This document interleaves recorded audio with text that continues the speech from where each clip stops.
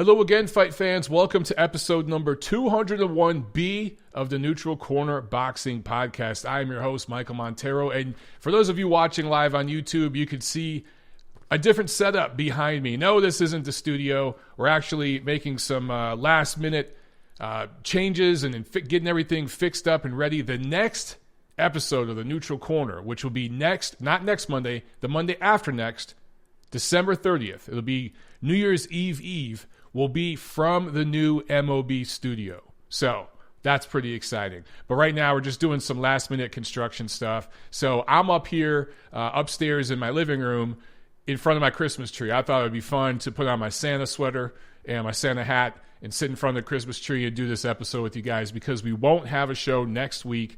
I'm going to have friends and family in town.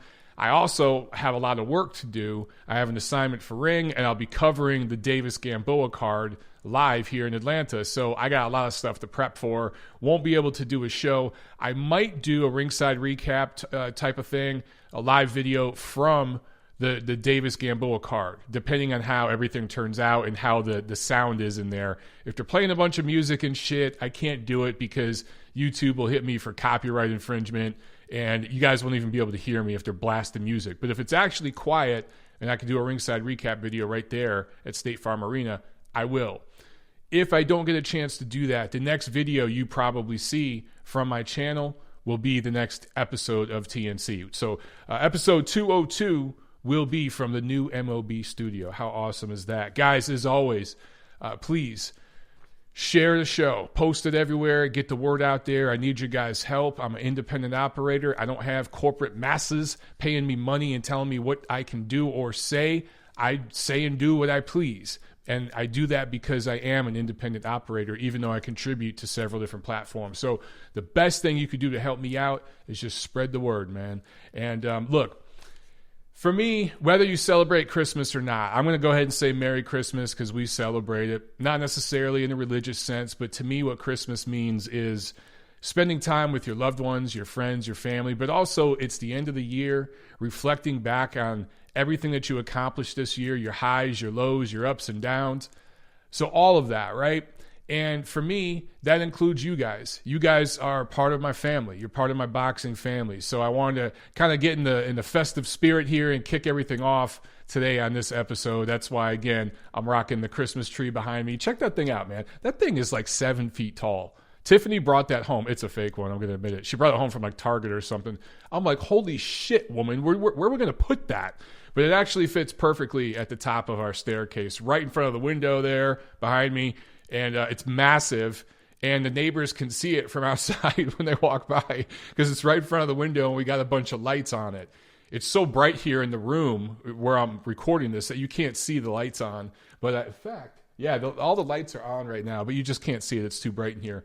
But they can see it outside, and the kids like to walk by and everything and see the massive tree through the window when they look up as they walk by the house. Anyway, okay. So I just wanted to say Merry Christmas. Happy holidays, whatever it is. Happy Festivus if you're a Scrooge or don't like any of this stuff. I get into it, man. I like to have fun. It just brings out the kid in me. I have fun with this stuff. All right, let's get into some boxing news. We got a lot to talk about this week, man. A bunch of stuff happening right before the end of the year. I feel like it used to be the last few weeks of the year, nothing happened in boxing. It was just dead. And we were just talking about year-end awards and all that. And we'll probably do some year-end stuff, by the way, on the next episode that's coming up on New Year's Eve. We'll probably talk about some year-end stuff. By the way, at Ring Magazine, we are releasing the names of our nominees for the year-end awards tomorrow, and then our winners Monday. So thought I'd throw that out there because those are always fun to contribute to that stuff and be a part of it for both the website and the magazine. I contributed work to both this year and last year. So, yeah, man, as I look back and reflect on everything that we've done here, man, it's just been awesome. And we got some huge things coming up in 2020. I'm so freaking excited. But every year now, I feel like at the end of the year, the last 2 weeks now, we got big news. We got things that are happening, and fights are coming together now in early January, which is actually a really good thing. I love it. Boxing is like a year-round sport, and there used to kind of be a season to it almost. There were times of the year when it died down. But now with all the platforms we have and everything, I feel like it's every month this year has had action. Of course, the fourth quarter has been crazy, but every month we've had some legit fights to look forward to. Anyway, Canelo Alvarez dumped the WBO light heavyweight title. Is this a surprise to anybody? I don't think so. Remember, I told you guys months ago, and I'm not the only one who said this. There's a million people who said this, but so I'm not trying to pretend I'm Nostradamus here, but some of yous were saying, no. When I told you Canelo wasn't going to fight the other light heavyweights, this was a one-off. They were plucking a title that they saw from a guy, Sergey Kovalev, who was well past his best, softened up. He had, I think, a 6-week training camp, right? Just a few weeks of sparring, real quick turnaround after a brutal fight with Anthony Yarde where he was almost knocked out. And a lot of you said, no way, man, no way, you're just hating Mike, you're hating on Canelo. Well, look what happens. He dumps the title. And I talked to Eddie Reynoso literally 3 nights ago. And he told me straight up the 5 names that they're looking at. And by the way, I need to clear this up because I asked them specifically, what about 160 pounds? And Eddie told me straight up, we can make 160 pounds. If we have a full camp where we can prepare, no last second stuff, but we have a full camp, we can get down to 160. We have no issue doing that. But we're not fighting at 75 next year. We're fighting at 60 or maybe 68. They are willing to go all the way back down to 60 for their next fight. He told me that. Okay, that's straight from Eddie Reynoso's mouth. And Eddie Reynoso, not a bullshitter. He really tells the truth. He tells you the way he feels and the way he sees it. So they talked about Charlo, Andrade, Billy Joe Saunders, Callum Smith, and who's the 5th guy I'm forgetting? I'm forgetting somebody. Damn it. This is the problem with live shows. Oh, Gennady Golovkin. How the hell could I forget him? So 3 of those guys would likely be at 160 pounds. It is possible, though, that they'd ask Gennady to move up a few pounds. We'll see. But he said, of those 5 names, they're fighting 2 of them next year. Sign me up for that shit. Look, likely one of them will be Golovkin because the executives at the Zone want it. So who's that second fight going to be with? Is it going to be Callum Smith, who's having trouble making 168? He looked emaciated at the last weigh-in. He looked shitty in the ring in his last fight. If they were willing to fight him, he's got, I think, the lineal championship at 168, right? That he's recognized as the guy because he went through the tournament and won it. That'd be a smart brand-building kind of thing for Canelo to continue building his brand to a broader base to the UK fans. I think it'd be smart if they did Golovkin and Smith. Those are not necessarily the 2 that I'd prefer him to fight, but that's likely who he will fight. Or possibly Golovkin and Billy Joe Saunders. But I think, why am I saying Golovkin now? After all year, Canelo said, hell no, I ain't doing business with that dude. Because now he's got a title, and he looked even more vulnerable and older and slower in his last fight. Couldn't quite pull the trigger as much, right? So I think all that is what Canelo and his team are looking at now. So they're willing to take on big names and everything, but they're still wanting to hold every advantage possible. Same situation we saw with him fighting Kovalev, right? Okay, let's talk about some boxers behaving badly. Josh Taylor, who had a fantastic 2019. Fantastic year. Won the tournament. I think he's a contender for Fighter of the Year. I don't think Josh Taylor's the Fighter of the Year, but he's a contender. Fantastic performance in a Fight of the Year candidate against Regis Prograis. So great year, but we've heard rumors that he, at least I have, there's some talk in the business that he's kind of a douchebag, or he can act like a douchebag at times. And some recent things that have popped up in his life kind of feed into those rumors, because apparently, I don't know all the details, but apparently he called a doorman some sort of gay slur. I don't believe the doorman was gay. I don't know the ethnicity of the doorman. That has not been substantiated. People are guessing and assuming, but I don't know this person's ethnicity or sexual preference, but apparently, or religion. But apparently he called this guy some sort of racial or gay homophobic slur, and then called him orange. Now, I don't know of a racial slur of calling somebody orange, but, and this is alleged, because I see there's a comment here in the chat from Zaslev97 said, yet he didn't Well, I don't know if you're talking about the Josh Taylor thing, but Josh Taylor admitted to this in a social media post and apologized for it. So he did do this, okay? Apparently he was drunk and acting a fool out in public. I think this was at a bar, nightclub, a hotel, something like that. And he called the doorman some sort of homophobic slur and orange. Now, again, I don't know what the hell orange is. Is he dissing the guy because he's a redhead? So, yeah, Gail, who's a redhead, in the chat says, orange is either a ginger slur, which is redhead slur, or a slur on the Dutch. Go figure. So, yeah, I don't know if the dude was Dutch, if he was a redhead and he was dissing about him, if the dude was, look, I don't want to get political, but people that hate the president here in the United States call him orange. So maybe this person is a supporter of the American president and he was calling him orange. But also, I asked this on Twitter because I've just never heard of a racial slur. I saw the headlines that said it was a racial slur. So I asked some of my UK followers. Gail says Trump is not a redhead. Oh my God, yes, but his skin is orange, Gail. He has this weird orange tan and this kind of orange hair. I don't know what color his hair is. So that's why I'm saying maybe he was making fun of it. Maybe the guy had a Trump shirt on. So I don't know. But I asked everyone on Twitter, and they were saying that over in that part of the world, obviously there's a beef that goes back between the Catholics and the Protestants, and that Catholics would call Protestants orange. So maybe this was some sort of religious slur. I honestly don't know. I really don't know. And that hasn't been substantiated in the stories I've seen. So people are taking liberties with the story for clickbait purposes. Either way, whether it was a slur on the guy's religion, his fake tan, the political affiliation he has, or possibly, I believe he was in China. I think he was in China. Correct me. I thought he was in Shanghai. And maybe he meant to call the guy yellow, because that's a racial slur to Asian people. I'm saying this as someone who has an Asian wife, okay, before you jump down my throat, or I should say an Asian American wife. Don't kill me for saying this. Like Floyd Mayweather, when he called Manny Pacquiao a yellow midget. Remember that? Yeah, a lot of you guys probably forgot about that. So orange, maybe Josh Taylor was so damn drunk, he meant to say yellow and said orange instead. I don't freaking know. Maybe the guy was eating fruit. I don't know. Either way, Josh Taylor was acting like a drunk idiot in public and apologized for it. And it's a real shame.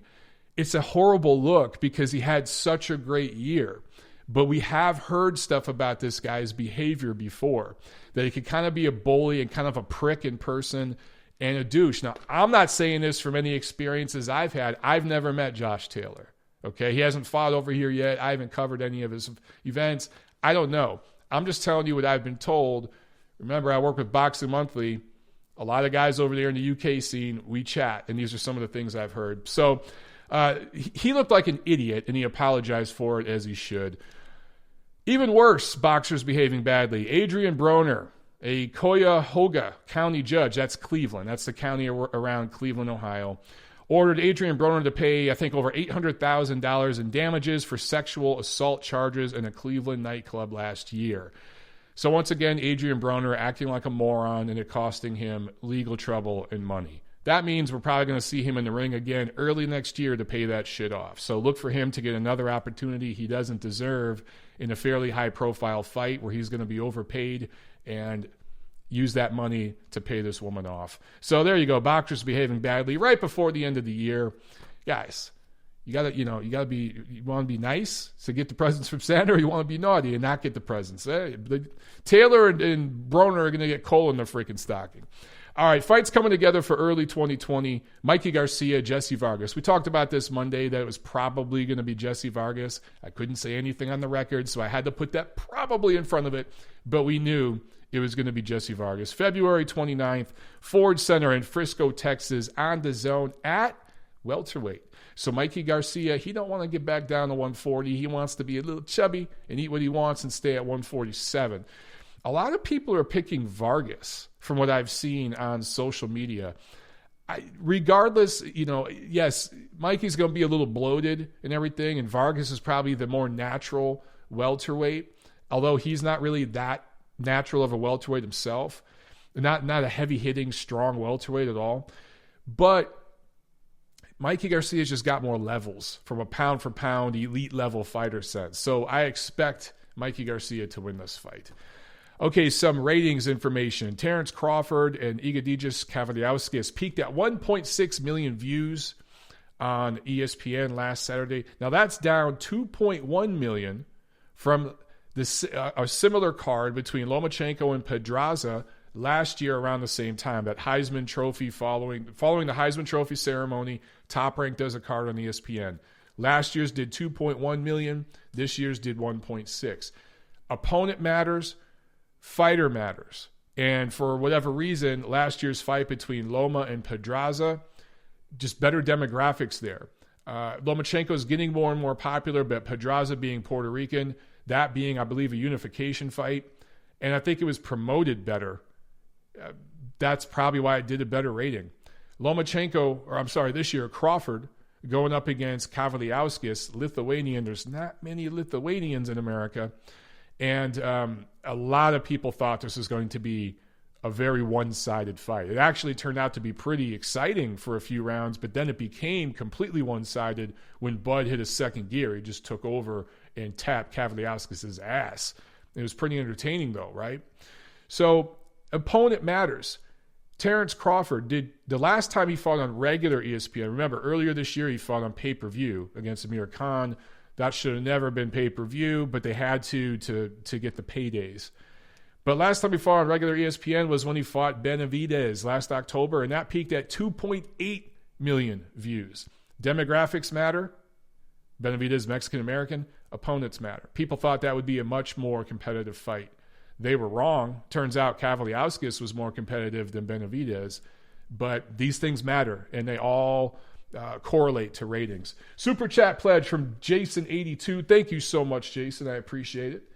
He says, Rosado versus DSG for Philly bragging rights. Thoughts?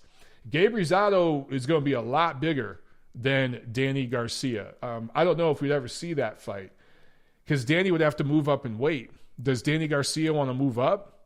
So if they, in a pound for pound sense, obviously Danny Garcia is the better fighter. At this stage of his career, though, I don't quite know where he's at and where his head is. But if he were willing to move up to 54, they can figure out some sort of catch weight or something. Sure, I'd welcome that. It'd be entertaining just because of the size difference. Skill difference in favor of Garcia, but size difference, natural strength in favor of Rosado. And for my money, I still think Danny Garcia would probably decision him. But Gabe Rosado would definitely have his moments. But Danny Swift would probably win a decision. Thanks for the super chat, man. I appreciate it. All right, guys, real quick. 2020 heavyweight landscape coming together. Some of these things are starting to play out the way I told you they would. Looks like Tyson Fury and Deontay Wilder will fight not once next year, but twice. I've been saying that for a while now, but officially on the record, Frank Warren said it in an interview this week. I can't remember what site or platform it was through or whatever, but I saw the quotes. Frank Warren said, yeah, we're probably going to fight. They're supposed to fight in February 22nd, I believe it is. But then this summer, they want to do it again. So that means Top Rank and PBC, who are working together in the heavyweight division because they've spent millions of dollars in over a year now promoting the rematch between Fury and Wilder. They want the big payoff, and they see it, man, we could do 3 pay-per-views here. Even if, I think the first one did like 300,000 buys, right? Or 325,000 buys. Let's say the rematch does twice that. Let's say it does 700,000 buys. If it's actually a good, entertaining fight that's close, again, and controversial, they do it a third time. Maybe they get close to 1 million for the third one. It's possible. I don't know. I don't think so. But if they were able to get at least 600 or so with the second one and 700,000-800,000 with the third one, that's a lot of money to whack up. So that's their plan. I don't like it, but that's their plan, and that's what's happening in 2020. That means on the other side of the street with Anthony Joshua / Alexander Usyk, the scenario that I've been telling you guys about since I was in Chicago and talked to Eddie Hearn, he basically wink, wink, nudge, nudge, told me this is what they're going to do. They've got 2 mandatories right now. They're going to fight Kubrat Pulev first. They're talking about fighting Pulev in April. They want to have time to promote that the right way. They don't want to jump right into it and fight in like February or something. They're thinking April. And they've got tentatively scheduled, Usyk was going to fight Derek Chisora in March. So what they're trying to see right now, Eddie Hearn's going to talk to the BO and see, hey, can we make Usyk Chisora for the vacant WBO title? If we vacate, will you guys hook this up? If they do that, then Eddie Hearn controls the WBO either way because Usyk's going to beat Chisora. So then later in the year, they could spend the rest. AJ's only going to fight twice next year. They could spend the rest of the year promoting a unification between Joshua and Alexander Usyk. So you're going to have a situation here where the PBC is going to call / Top Rank. They're going to call the winner of Wilder Fury the lineal, undisputed heavyweight champion. And for the record, it is a number 1 versus number 2 because right now Fury and Wilder are seen as the top 2 heavyweights almost universally, not quite universally, but for the majority of platforms and publications have them number 1 and number 2. So you can make the argument that the winner of that fight is the lineal heavyweight champion. But then on the other side of the street, you're going to have Matchroom and DAZN saying we got the real heavyweight champion because we got all the hardware. Whether it's Joshua or Usyk at the end of 2020, they got the BA, the IBF, and the BO. So they got all the hardware. The other guy's going to have the WBC and Ring championship. So you're still going to have this Cold War thing happening at heavyweight. As long as it all comes together in 2021, I guess it's all good. So that's it for news and notes, guys. Let's preview. So we're going to preview 2 weeks of stuff here, okay? Real quick, we're going to fly through this and then get to the chat. But, so again, just another reminder, all right? I'm not trying to repeat this a million times to be annoying, but no show next week. Got family coming, everything else. I got an assignment I got to do for Ring. I actually got 2 assignments for the next issue of the Ring. And then I'm covering a fight. So fight week, I got to negotiate picking up people from airports and driving people around and then getting downtown to cover all these events. It's going to be crazy. By the way, I'm not just going to interview Gervonta Davis and his people. I'm going to be talking to Evander Holyfield. So if you guys have any questions you want me to ask the former undisputed heavyweight champion of the world, get them at me and I will ask him because I'm going to meet him and some of his people this week or next week. All right, guys, Thursday, that's today, December 19th, there's a matchroom card from London on DAZN featuring cruiserweight prospect Richard Rukpori, who's 10-0, 6'5" cruiserweight. That's kind of crazy. Managed by Dillian White. So this probably already happened at the time you're seeing this, but I just wanted to put it out there. Those of you who have DAZN, you got some fights you can watch today. So if you missed it live, go back and check that out. Tomorrow, December 20th, another matchroom card on DAZN. This from the Talking Stick Resort Arena in Phoenix, Arizona.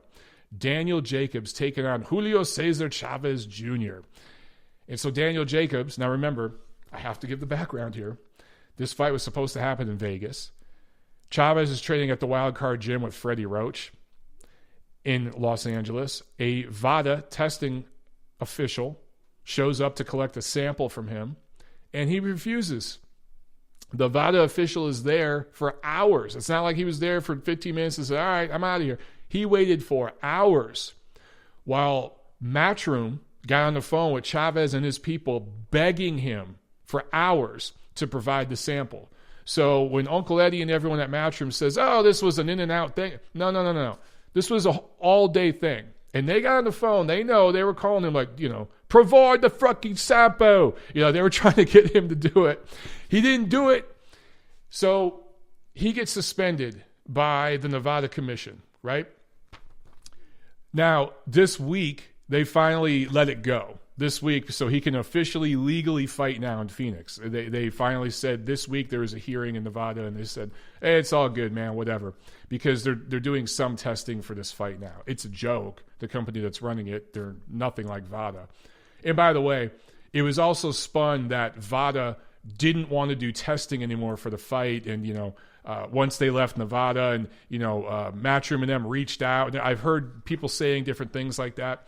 VADA respected Nevada's suspension. That's why they stopped doing testing. It's not for any political thing or anything like that. They respected Nevada's suspension. By the way, so did the California Commission, because Eddie Hearn tried to take this fight to L.A. first. You think he wanted to go to Phoenix first? He wanted to go to L.A. And Andy Foster correctly said no, because he also, the best commission in boxing on earth, the California Commission, respected Nevada's suspension. So anyway, it goes to Phoenix. And Daniel Jacobs makes the 168-pound limit today. Julio Cesar Chavez comes in about 8 pounds over. Is anybody surprised? I mean, there was some shock and awe I saw on Twitter, but for the most part, people were just laughing. This shit is, it's just comical with this dude. And he is truly the most privileged boxer in the history of the sport. He can do whatever the hell he wants. It doesn't matter. Eddie Hearn forum shopped this fight around to several different commissions. It lands in Arizona, where it's still in the southwestern United States, a large Mexican-American population. The tickets are priced correctly. So they took it there because they can do a better crowd in Phoenix for the money and get more return on their dollar than in New York, where Daniel Jacobs is from. Think about that. Think about how messed up that is. Daniel Jacobs has sacrificed a lot, won titles, fought some of the best fighters in the world, and he's kind of getting shafted here. But in the end, he's getting a good payday, and he's going to be in there with a walking corpse, and this is going to be a good-looking victory for Daniel Jacobs. I expect him to win in a big, big way. And a lot of people are going to be watching this, I think, because they're so fed up with Chavez, including a lot of Mexican-American fans. The biggest, baddest fan base in all of boxing here in the USA that really holds down the sport here in North America. A lot of Mexican-American fans that I know, like friends of mine, they're fed up with this dude. They're going to be watching, rooting for Jacobs. They're going to be watching, hoping to see Chavez get his comeuppance, like against Andres Fonfara and in some other fights he's had. So kind of funny the way these things go, man. Also on this card, Julio Cesar Martinez Aguiar fighting Christopher Rosales for the vacant WBC flyweight title. And veterans on this card, Maurice Hooker, Liam Smith, Gabe Rosado. If for some reason Julio Cesar Chavez decides, I don't want to do this fight, and he just leaves at the last second, Gabe Rosado's still in there as a last-minute replacement. Also, welterweight prospects who were both in the 2016 Olympics. Daniil Yelisonov,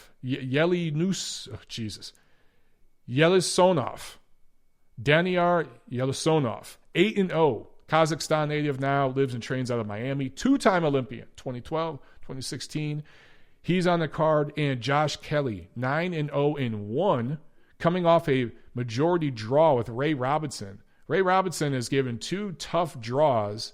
Most people felt he lost those fights, but two tough draws to Kavaliauskas and now Kelly recently. Anyway, so two good welterweight prospects. I'd love to see them fight each other at some point. That would be awesome.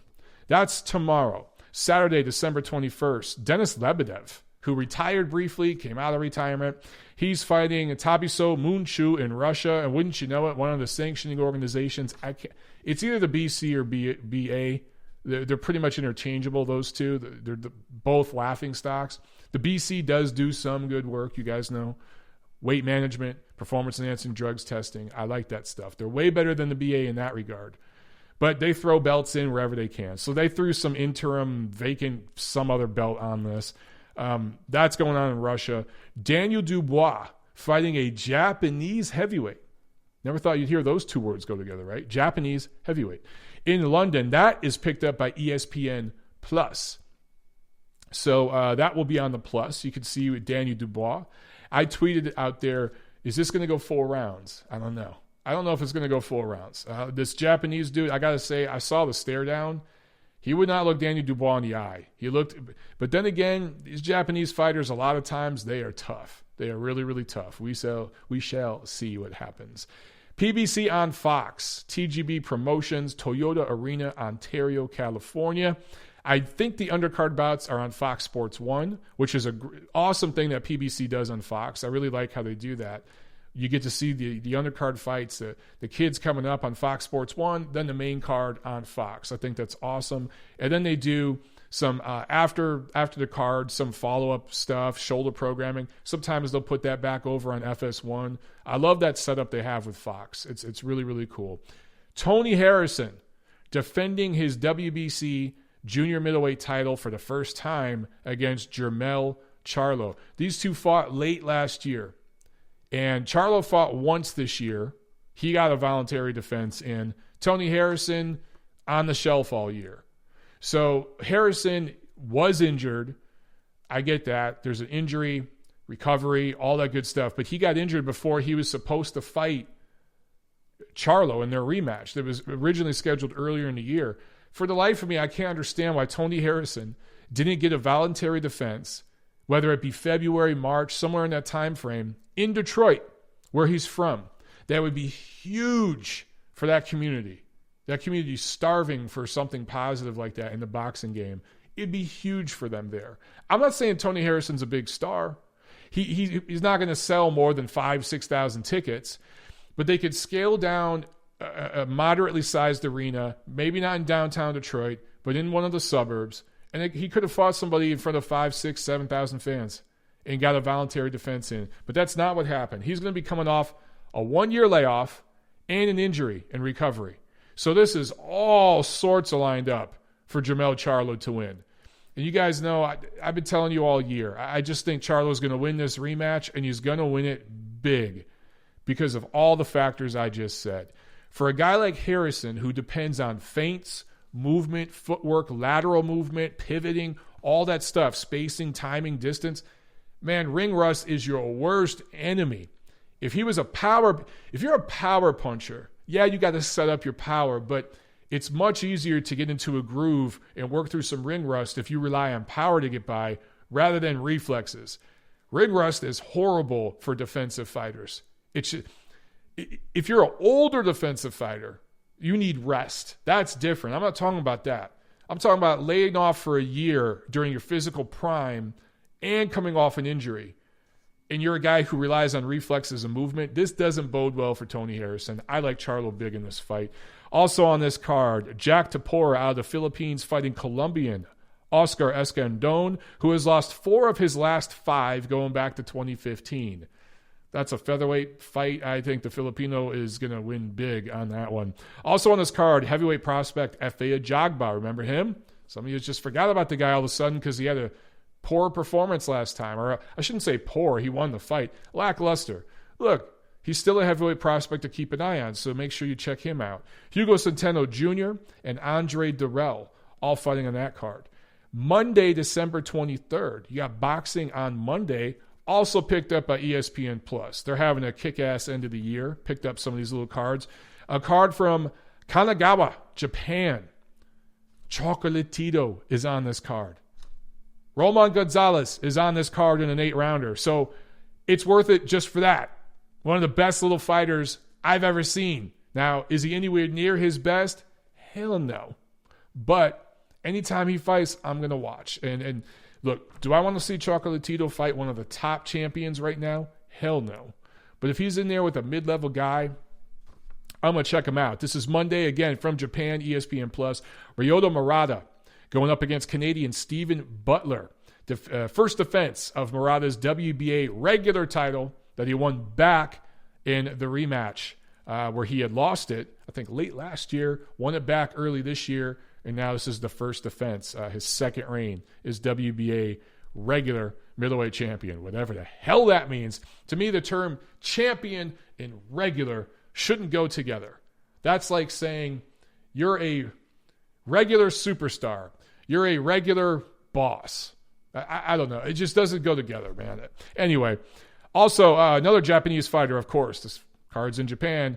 Kenshiro Taraji going up against Filipino Randy Patalcorin. 7th defense of Shiro's WBC junior flyweight title. That's 108 pounds. These are little guys.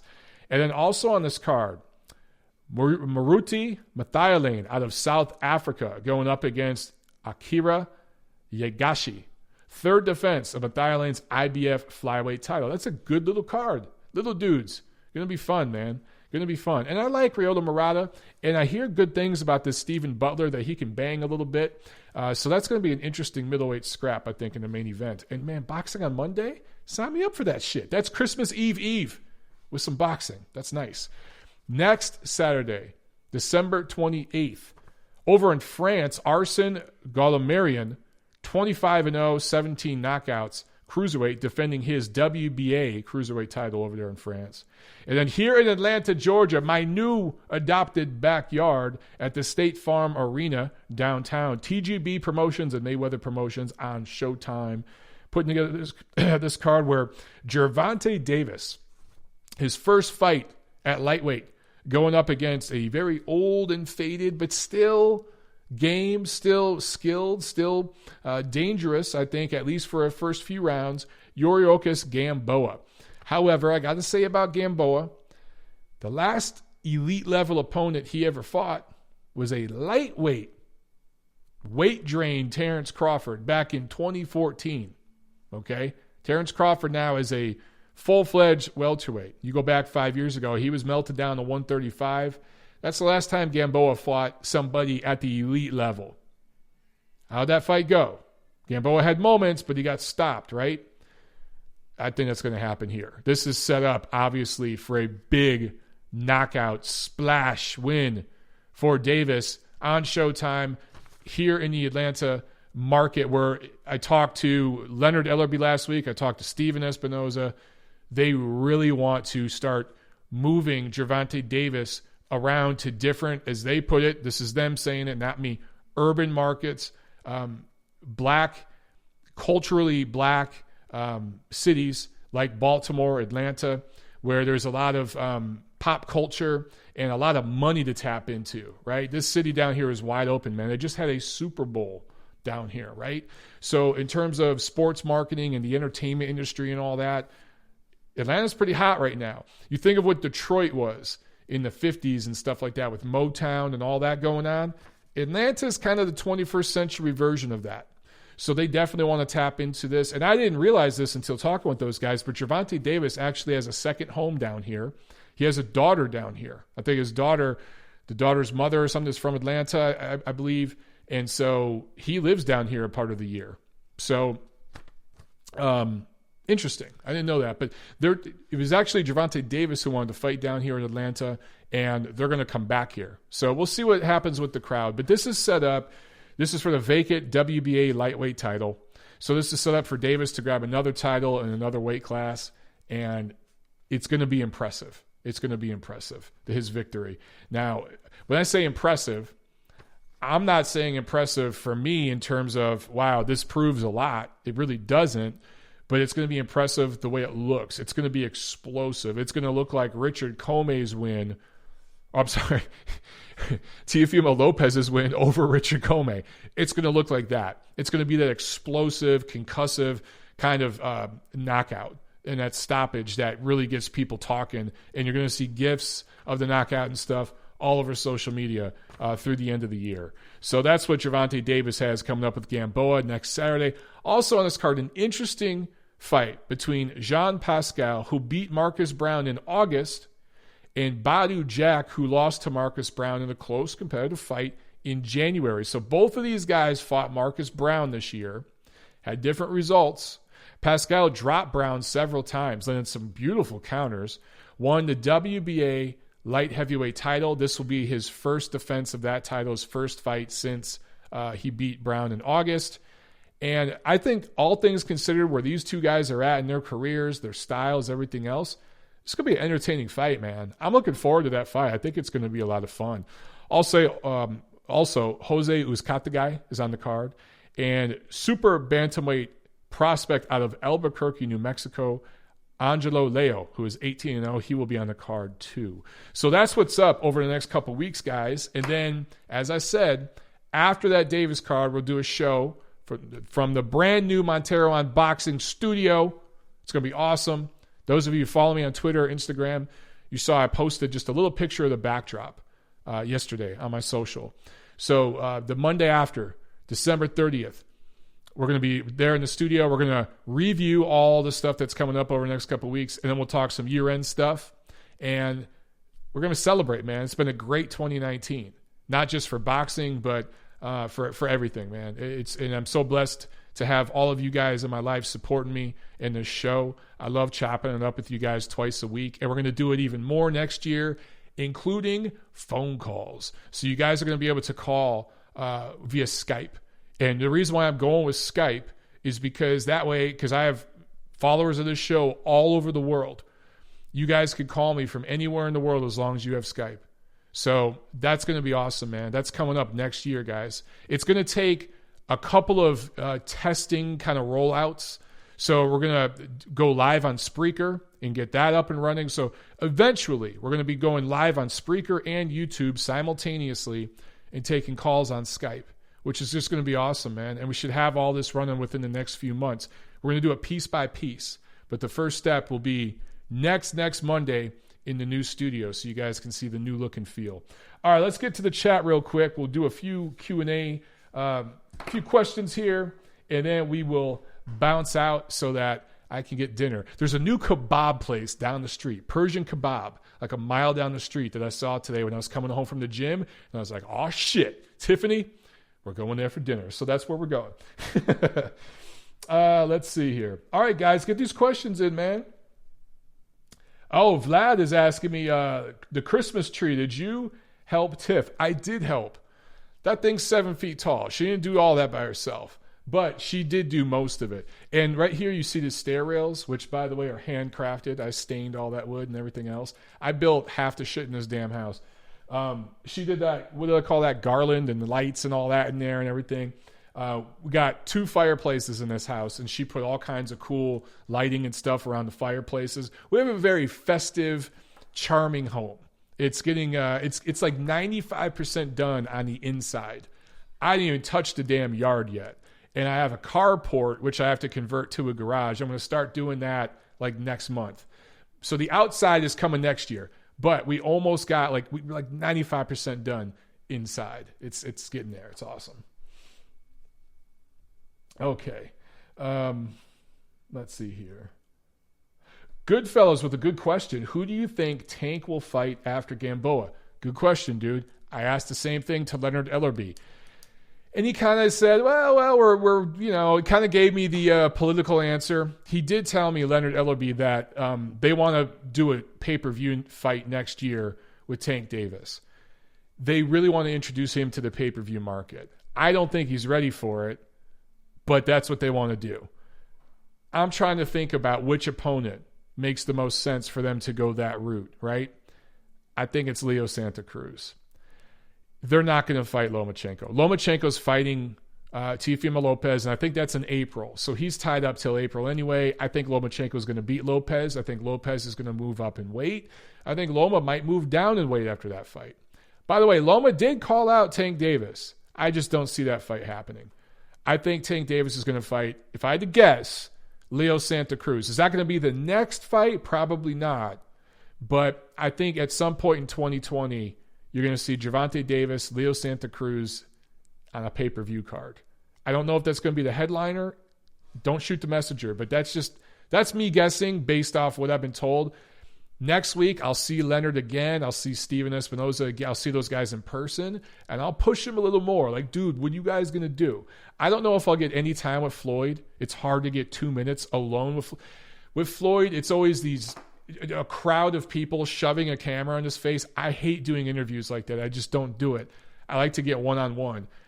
If I can get 2 minutes alone with Floyd, I'll try to press him and ask him about that, all right? I will. I promise you guys.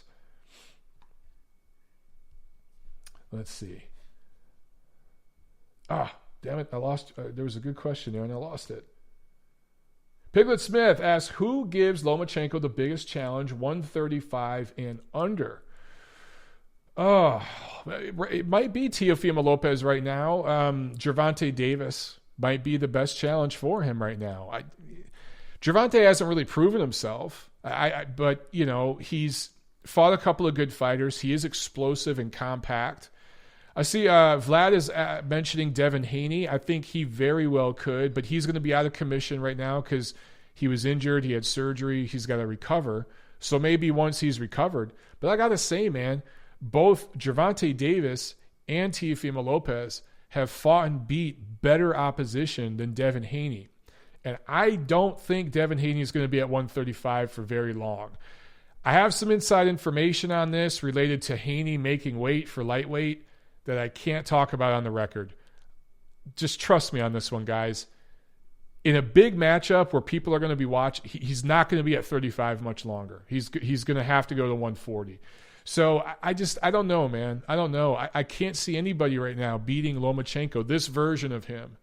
In a few years, these guys are all going to be too much for him because Loma's going to get too old.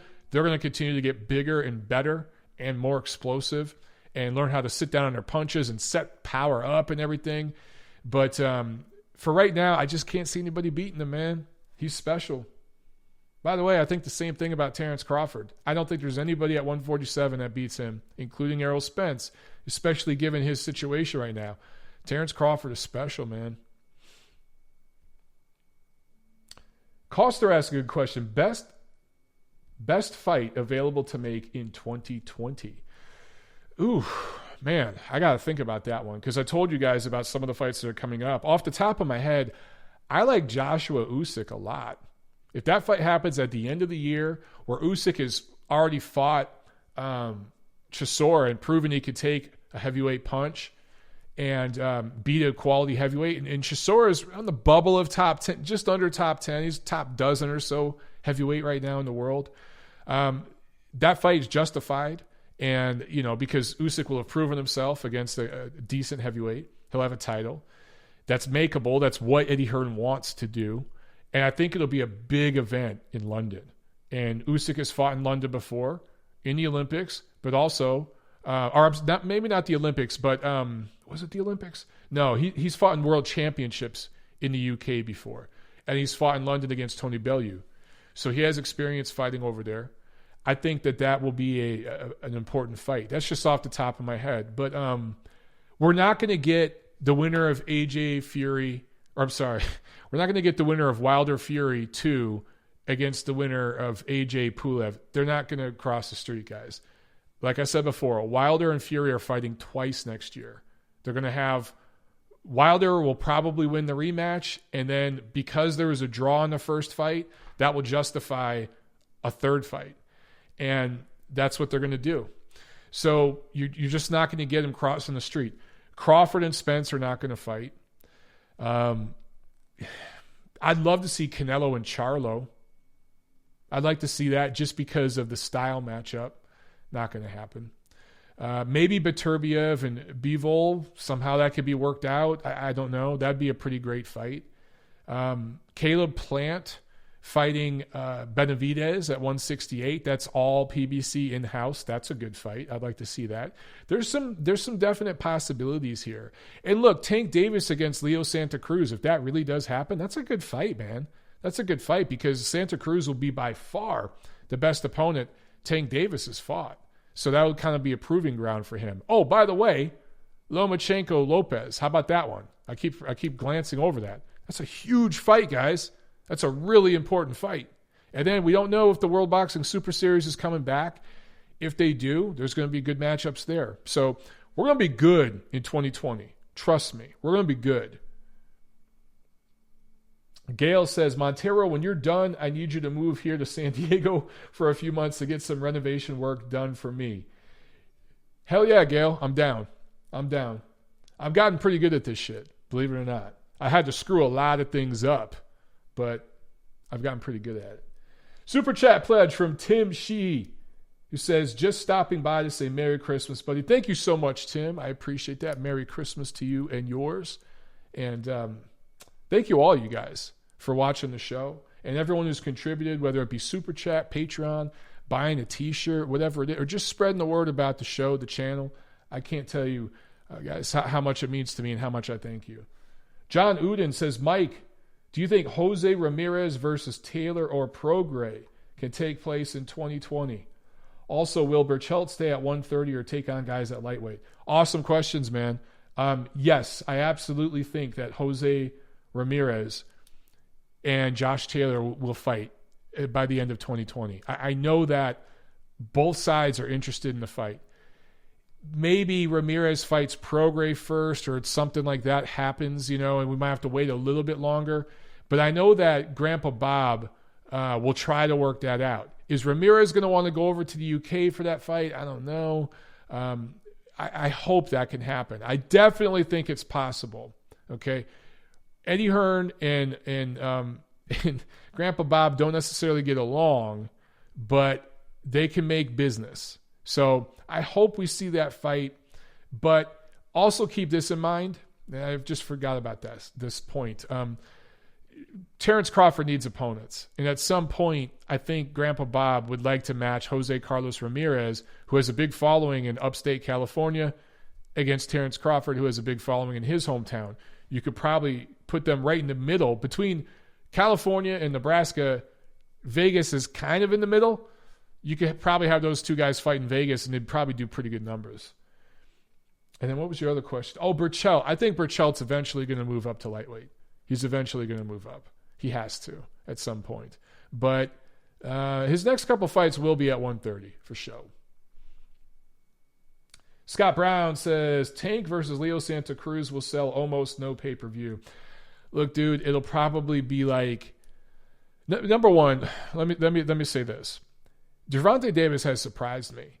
He does move tickets, and he does kind of move the needle. He's growing in certain communities, and a lot of it is because of the Floyd Mayweather Association. Floyd has said, this is my guy. All my followers, all my cult members, follow this dude. So there is some of that happening. But I do think that Tank is building up his profile. Keep in mind, too, Leo Santa Cruz has a big profile in Los Angeles, in California. So if they did Tank Santa Cruz in Los Angeles at Staples or something, I think, number one, it does a good crowd. Pay-per-view, yeah, 200,000, something like that. But, dude, 200,000 at $80 a pop, you start doing the math, that's a career high payday for both of those guys. So it's possible. Again, none of this is official. It's all speculation. It's just me giving you guys my thoughts based on conversations I've had with the people involved and just how I see it playing out. Sometimes I get it right. Sometimes I get it wrong. I do get it right more than I get it wrong, though. All right. Michael Mindiola, what's up, bro? He says, Tank damn near sold out StubHub, and it was freezing that night. Yeah, the dude moves the needle. I'm telling you guys. He needs to step up his opposition. Scott Brown says, Tank KOs the bums he is supposed to. I give him that. Well, they haven't matched him very tough. And believe me, I will have opportunities to speak to everybody next week. I will bring up these questions, okay? The thing is, they're very good at Tank's team is very good at spinning and deflecting, okay? And moving on to the next question, it's very clear that their plan is to slowly build up his name. However, I do believe Leonard Ellerbe, when he says they want to step him up next year, they can't put him on pay-per-view against Yuriorkis Gamboa or somebody like that. They can't do it. Do I think Leo Santa Cruz and Gervonta Davis belong on pay-per-view? Abso-freaking-lutely not. Absolutely not. But they are names with fan bases, and between the two of them, you're going to get 200,000-300,000 pay-per-view buys, 200,000 or so pay-per-view buys. And again, you start doing the math, that's career high paydays for both of them. And then at that point, going forward to 2021, because I think Gervonta Davis would probably win that fight, his pay grade is a notch higher. He's a notch higher up that food chain, right? So I think that's the plan with him. Goodfellas Pulp Fiction says, Floyd was the master at answering a question by not answering a question. Yes. Leonard Ellerbe is very good at that too. Leonard Ellerbe is a really charming guy. You talk to him, he's very, very cordial and charming. He's a nice guy. And he's very much a politician. And I think he's taught Floyd some skills with that. Floyd's not nearly as good at it as Leonard is, because Floyd does it in this crass, smug kind of way for the most part. But Leonard he's like a politician, dude. You ask him a question, a tough question, and he pivots to another thing, and you want to be like, damn it, Leonard, answer my question. But he's so charming about it, you're like, all right, man, well, I'll ask you next time. So I'll try to push him next week. I will. Trust me, guys. You know me. You know I'm going to ask the tough questions. B. Buteman with the Super Chat pledge. Thank you so much. He says, Mike, who are the overlooked trainers? Atlas, Pop, Loma. You know who's the overlooked trainer? I'll give you two. Bomac and Stephen Breadman Edwards. Brian McIntyre works with Terrence Crawford and Jermell Herring. And I'm not going to give you guys, a spoiler here, but I worked on the Trainer of the Year piece for the next issue of Ring Magazine. I had to get that in this week to Doug. And I was looking at our list of nominees, and those two dudes were missing. We had some good nominees. Every nominee we had on there belonged there. We had people from all over the world. But I looked at them like, wait a second. Bomac's missing, and Breadman's missing. Both of these dudes are seriously top candidates and might be the Trainer of the Year. Seriously. So I emailed a couple folks, not just Doug, but one of our other editors, Tom Gray. And I said, look, man, we need to get these guys on the nominees list. These guys are being overlooked. So I think that Breadman doesn't get the respect he deserves. I've chilled with Breadman and talked with him a little bit privately. Good dude, boxing historian. And he's no bias in that dude whatsoever. None. That's one of the things I love about him. He keeps it real across the board, regardless of nationality, ethnicity, whatever it is, platform you fight on, network, whatever. That dude keeps it real. And Bomac, look what he's done for Jermell Herring once he came over and started working with Terrence Crawford's team. Look at how much better Jermell Herring looks. He's an underrated trainer for sure. Thank you for the super chat. All right, guys, I'm losing my voice here. We've been going on YouTube for just under an hour. We're at 59 and a half minutes. So I'm going to cut it off here. I want to say again, happy holidays, Merry Christmas, whatever it is you celebrate or don't celebrate. I wish you nothing but happiness to you, your family, your friends, your loved ones. I consider you guys my family. Thank you so much for all the support and for watching the show. No show next week, but we will be back next Monday, December 30th, from the brand new Montero Unboxing Studio that I built with my bare hands. It's going to be awesome. All right, guys, have a good night.